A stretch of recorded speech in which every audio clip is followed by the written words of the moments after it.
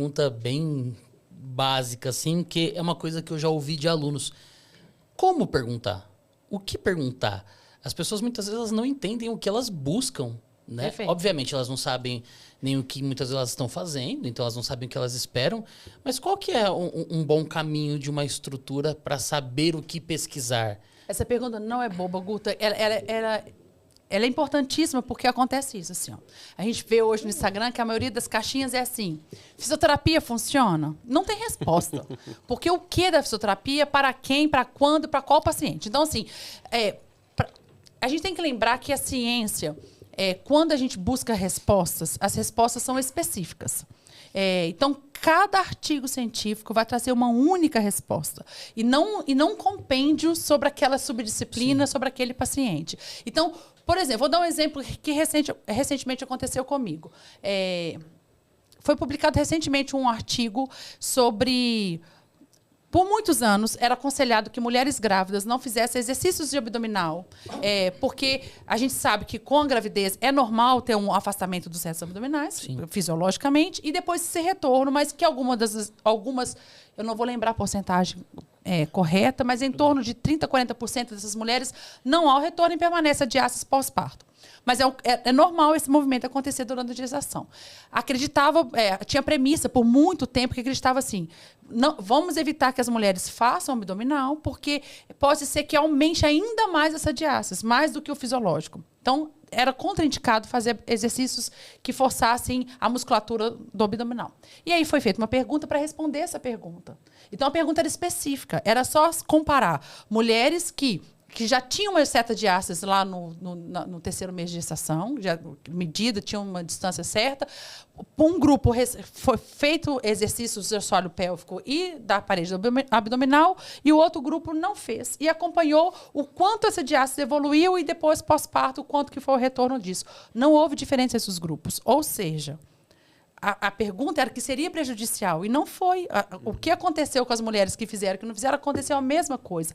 Ou seja, os exercícios não influenciam na diástase abdominal durante a gestação e o retorno pós-parto. Foi eu falar essa leitura que a pergunta começou assim: mas fazer abdominal trata?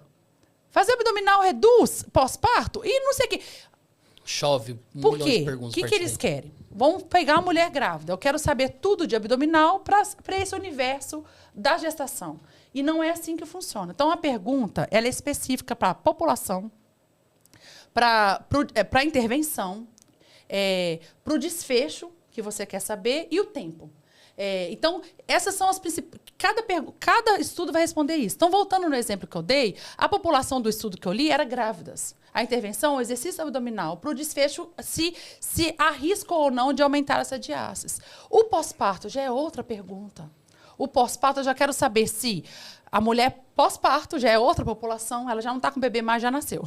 Se ela já permaneceu a diástase, eu quero saber agora se o mesmo exercício, o abdominal, vai tratar essa diástase. E já é outra pergunta. Tratar já não trata. Não há risco fazer, mas tratar para reduzir essa diástase já reduz quase nada. O primeiro estudo era a mulher grávida que fazia atividade física e não queria parar a sua atividade Sim. física. Mas o médico pedia para parar porque ele falava, vai piorar a sua diástase. Isso. O segundo não. O segundo, agora ela já ficou, tinha... eu quero tratar. Será que se eu fizer, vai fazer tratar? hipopressivo, fazer abdominal, se vai reduzir, né? Voltar esse músculo para o lugar? A resposta já é outra. Então, sempre, a pergunta...